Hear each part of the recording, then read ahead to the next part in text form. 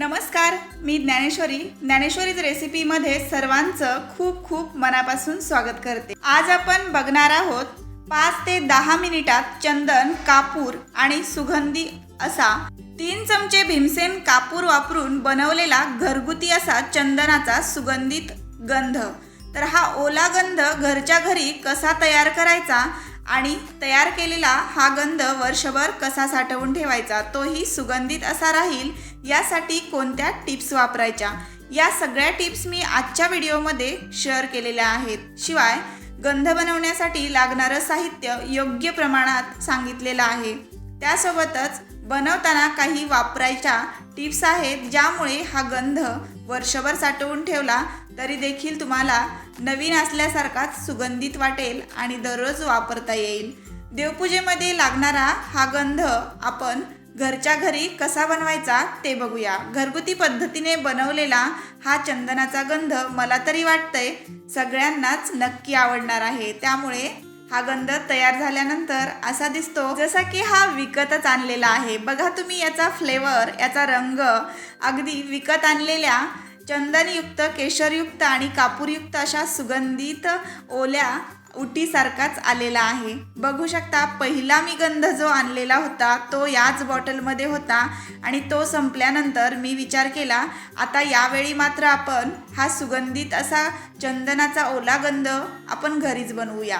कारण याआधी मी बऱ्याचदा असा ओला गंध घरगुती असा बनवून वापरलेला सुद्धा आहे, मात्र मी आता मागच्या वेळी हा विकत आणला होता। मात्र आपल्याकडे 5 मिनिटाचा वेळ असेल तर अगदी मार्केटमध्ये गेल्यानंतर देवाचं ज्या ठिकाणी साहित्य मिळतं त्या ठिकाणीच तुम्हाला हे साहित्य मिळणार आहे सगळं, ज्यापासून आपण हा चंदनाचा गंध तयार केलेला आहे।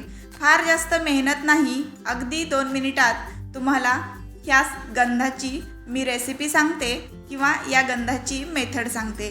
चला मग आपण हा गंध बनवायचा तरी कसा ते बघूया।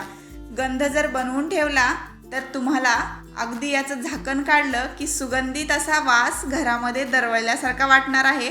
त्यामुळे हा गंध बनवायला लगेचच तुम्ही घेणार आहात याची मला मात्र खात्री आहे।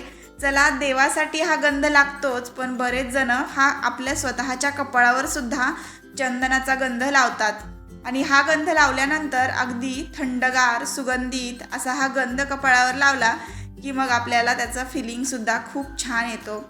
चला मग 2 डब्यांमध्ये मी हा गंध भरून ठेवला, कारण देवासाठी वेगळी डबी आणि स्वतःला गंध लावण्यासाठी ही वेगळी डबी आपण भरून ठेवू शकतो, जेणेकरून देवाचा गंध स्वतःच्या कपाळावरती पुन्हा आपल्याला लावण्यात येऊ नये आणि आपण जर तो गंध स्वतःच्या कपाळावर लावला तर तोच गंध पुन्हा देवाला लागला जाऊ नये, म्हणून वेगवेगळ्या डब्यांमध्ये हा मी 2 डब्यांमध्ये भरलेला आहे, जो देवासाठी मी सेपरेट ठेवलेला आहे। तुम्ही सुद्धा अशा डब्या जर असतील तर भरून ठेवा, किंवा मग अशा प्रकारे आपण काही साहित्य देखील आणलेलं आहे, त्यासोबत या डब्या विकत मिळणारच आहेत, तर त्याच डब्यांमध्ये हा गंध भरून ठेवायचा आहे।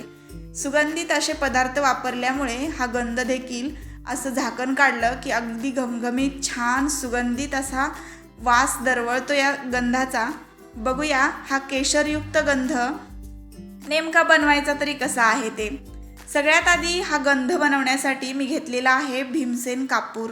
भीमसेन कापूर हा तुम्हाला वजनी प्रमाणामध्ये घ्यायचा आहे 20 ग्रॅम, म्हणजे हा 20 ग्रॅम मी विकत आणलेला आहे आणि दुसरा कापूर न घेता आपल्याला गंध बनवताना अगदी भीमसेन कापूरच वापरायचा आहे, जेणेकरून याची क्वालिटी देखील चांगली असते, वासही जास्त सुगंधित असतो आणि जास्तीत जास्त दिवस गंध टिकून राहण्यासाठी आपल्याला हा कापूर जास्त फायदेमंद ठरणार आहे। त्यामुळे आपण घेतानाच भीमसेन कापूर घ्यायचा आहे आणि थोडासा आपल्याला हा महाग जातो, पण हरकत नाही, एकदाच गंध बनवला तर तो गंधसुद्धा वर्षभर टिकतो।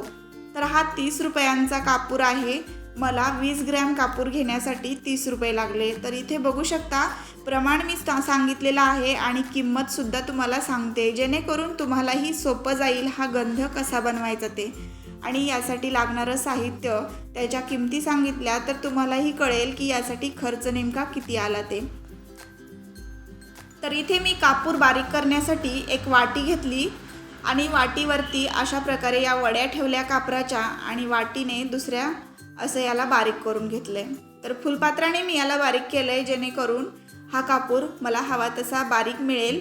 आणि हा कापूर मी असा बारीक केल्यानंतर मी परत याला चाळणीने गाळून घेणार आहे जेणेकरून मला अगदीच बारीक रांगोळीसारखा किंवा मिठासारखा हा कापूर बनवायचा आहे. हा कापूर जो आहे तो मी असा बारीक केल्यानंतर यामध्ये थोडे थोडे जाडसर असे कण राहिलेले आहेत. फक्त कापरापासूनच हा गंध तयार होत नाही तर यामध्ये बऱ्याचशा वस्तू मी वापरलेल्या आहेत. त्यामुळे व्हिडिओचा कुठलाच पोर्शन स्किप करू नका. तुम्हाला जर हा व्हिडिओ कुठेही स्किप केला तुम्ही तर हा व्हिडिओ तुम्हाला व्यवस्थित कळणार नाही आणि यामध्ये वापरलेलं साहित्य देखील कळणार नाही. ज्या स्टेप्स मी वापरलेल्या आहेत त्याच पद्धतीने तुम्हाला हा गंधसुद्धा बनवायचा आहे जेणेकरून सुगंधित छान योग्य पद्धतीने हा गंध बनवला जाईल आणि टिकूनही राहील. बघा इथे आता हा जो कापूर आहे ना तो मी चाळणीतून असा गाळून घेते चांगला जेणेकरून आपल्याला बारीकसर कापूर मिळतो. आणि चमच्याने हा गाळून घेतला की याचे जाडसर कण फुटले जातात आणि हवा तसा कापूर आपल्याला चाळणीतून खाली वाटीमध्ये मिळणार आहे. नवीन असाल तर चॅनलला सबस्क्राईब करा. सबस्क्राईब केलं की समोरच्या घंटीवरही क्लिक करा आणि ऑलवर क्लिक करून ठेवा जेणेकरून आपल्या चॅनलवर दररोज येणारे नवनवीन व्हिडिओज आहेत त्याचं नोटिफिकेशन तुम्हाला तुमच्या मोबाईलवर अगदी एका सेकंदात मिळतं आणि सगळे व्हिडिओज तुम्हाला सहजच पाहता येतात. चला मग व्हिडिओ तुम्हाला आवडला तर तुमच्या मित्रपरिवारासोबत सुद्धा नक्की शेअर करा. जर पूर्ण व्हिडिओ बघितल्यानंतर तुम्हाला यूजफुल वाटला उपयुक्त वाटला हा व्हिडिओ तर नक्कीच तुम्हाला आवडेल अशी मला खात्री आहे. हा कापूर जो आहे ना तो मी चमच्याने मोजून घेतला बघा. तर 3 चमचे हा कापूर भरलेला आहे. म्हणजे प्रमाण जर सांगायचं झालं तर कापराचं प्रमाण 3 चमचे घ्यायचं आहे. कापूर जो आहे तो फोडून घेतला की मग 3 चमचे भरतो. वजनी प्रमाणात 20 ग्रॅम आहे. यापुढे आपल्याला चंदनाची पावडर घ्यायची आहे. तर ही मी चंदनाची पावडर 30 रुपयांची इथे डब्बी मला मिळालेली आहे ती घेतलेली आहे. वजनी प्रमाणात म्हटलं तर ही जी पावडर आहे ती 15 ग्रॅम आहे. आणि इथे मी अष्टगंध पावडर घेतलेली आहे. केसर चंदन आणि कापूरयुक्त अशी ही केशर अष्टगंध पावडर आहे.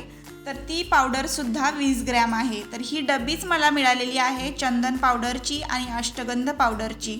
तर बघू शकता या पावडरच्या डब्या तुम्हाला देवाचं साहित्य ज्या दुकानामध्ये मिळतं तर त्याच दुकानामध्ये या 2ही डब्या तुम्हाला मिळतील. आणि यामधली पावडर आपल्याला घ्यायची आहे. सुरुवातीला मी चंदन पावडर बाउलमध्ये काढून घेतली. त्यानंतर अष्टगंध पावडरसुद्धा इथे मी काढून घेणार आहे. बघू शकता ही अष्टगंध पावडर जी आहे त्यावरती केशर अष्टगंध असं लिहिलेलं आहे आणि शास्त्रोक्त पूजा केली आहे. केशर चंदन व कापूरयुक्त तिलक अशा प्रकारे लिहिलेलं असतं. आणि 20 ग्रॅमची ही पावडर असून किंमत याची 32 रुपये आहे. आणि जी चंदनाची पावडर आपण वापरलेली आहे ती सुद्धा 30 रुपयांची आहे. मी आता तुम्हाला ज्या साहित्याचे वजनी प्रमाण आणि किमती सांगितलेल्या आहेत त्या फक्त एवढ्यासाठीच आहे की तुम्हाला आपला हा गंध जो आहे तो किती रुपयांमध्ये तयार झाला हे कळावं म्हणून सांगत आहे. आणि याचं वजनी प्रमाण व्यवस्थित माहीत असेल तर गंध देखील प्रमाणात व्यवस्थित तयार होईल. आणि गंध जो आहे तो सुद्धा व्यवस्थित अगदी सुगंधित तयार होण्यासाठी याचं प्रमाण खूप महत्त्वाचं आहे. यामध्ये अष्टगंध मी टाकलेला आहे. तर हा सुद्धा 10 ग्रॅमचं पॅकेट आहे आणि 5 रुपयांना तुम्हाला हे मिळेल. तर इथे बघू शकता मी हा अष्टगंध 10 ग्रॅम यामध्ये टाकलेला आहे. अष्टगंधाची अशा प्रकारची पावडर असते आणि ही पावडर अशा प्रकारे ऑरेंज कलरची असते. त्यामुळे गंध जो आहे ना तो ऑरेंज कलरचा होणार आहे. आणि आपल्याला वेगळं असं केसर वापरायची गरज इथे पडत नाही आहे कारण आपण जी चंदन पावडर वापरलेली आहे किंवा अष्टगंध पावडर होती आपल्याकडे केशर अष्टगंधाची त्यामध्ये ऑलरेडी केशर मिक्स होतं आणि कापूरसुद्धा मिक्स होता. पण आपण ह्यामध्ये चंदन पावडर एक्स्ट्रा टाकली त्यामुळे कापूरसुद्धा आपण 20 ग्रॅम एक्स्ट्रा टाकलेला आहे. तर इथे 20 ग्रॅम कापराची जी पावडर आपण बनवून ठेवली होती ती यामध्ये टाकून सगळं साहित्य एकजीव असं व्यवस्थित चमच्याने मिक्स करून घ्यायचं आहे. आणि इथे आता सगळं साहित्य मिक्स झाल्यानंतर हा कोरडा गंध तयार झाला. पण कोरडा गंध वापरायला खूप कठीण जातो त्यामुळे आम्ही इथे घरीसुद्धा ओलाच गंध वापरतो. बरेच जण ओला गंध वापरतात. आता हा ओला गंध करण्यासाठी पाणी आपल्याला कोणतं वापरायचं आहे तर अगदी साधं पाणी आपल्याला अजिबात इथे वापरायचं नाही. इथे वापरायचं आहे गुलाब जल, म्हणजे इथे गुलाब पाणी वापरायचं आहे. ही बाटलीसुद्धा आपल्याला अगदी 15 रुपयांना मिळते आणि पूर्ण बाटली आपल्याला ही वापरायची आहे. देवासाठी लागणारं हे गुलाब पाणी हे सुद्धा देवाच्याच दुकानात सगळं साहित्य मिळणार आहे. त्यामुळे कुठलंही साहित्य घेताना अडचण मात्र येणार नाही.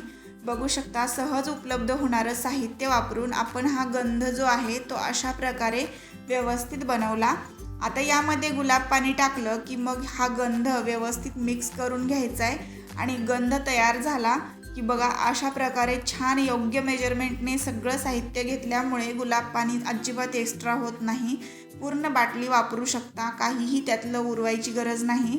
पूर्ण बाटली वापरली आपण गुलाब पाण्याची आणि आता हा गंध फायनली तयार झाला. योग्य मेजरमेंट आणि व्यवस्थित सांगितलेल्या टिप्स आणि ट्रिक्स वापरून तुम्ही हा गंध जर बनवला तर अशा प्रकारे वर्षभराचा गंध तुम्ही सुद्धा सोप्या पद्धतीने घरच्या घरी बनवू शकता. घरगुती पद्धतीने बनवलेला हा चंदनाचा आणि केशरचा अष्टगंध, ओला अष्टगंध तुम्हाला कसा वाटला, आवडला की नाही नक्की सांगा. बाटलीत भरून ठेवलाय मी आणि हा गंध सकाळी दररोज देवपूजा करत असताना देवांना लावण्यासाठी किंवा स्वतःच्या आपल्या कपाळावर लावण्यासाठी आपण वापरत असतो. आणि हा गंध बाजारात विकतसुद्धा मिळतो, पण विकत घेतलेला हा गंध जो आहे तो एवढा सुगंधित होणार नाही जो आपण घरी बनवला. आणि ते घरी बनवलेल्या हा जो गंध आहे ओला, याला सुगंध एवढा छान असतो की तुम्ही एकदा जर बनवलात ना तर पुन्हा पुन्हा हा गंध बनवाल आणि याचा वासही खूप छान आहे. तुम्ही एकदा जर घरी बनवला तर पुन्हा विकतही कधी आणणार नाहीत. हा गंध तुम्ही घरीच बनवत राहाल, कारण एकदा बनवल्यानंतर हा गंधही वर्षभर टिकणार आहे. त्यामुळे एकदा तरी नक्कीच ट्राय करायला काही हरकत नाही. एकदा नक्की बनवून बघा, कारण उपयोगी येणारी ही एक वस्तू आहे जी घरगुती पद्धतीने बनवली तर सगळ्यांनाच आवडणार सुद्धा आहे. आणि पूजापाठामध्ये वापरला जाणारा हा गंध आहे, प्रत्येकालाच घरामध्ये लागतो. आणि जर तुम्हाला ही आजची अष्टगंध बनवण्याची माझी पद्धत आवडली असेल तर व्हिडिओला लाईक करा, शेअर करा, कमेंट करा आणि चॅनलला सबस्क्राईब नक्की करा. पुन्हा भेटू अशाच एका छानशा व्हिडिओसोबत.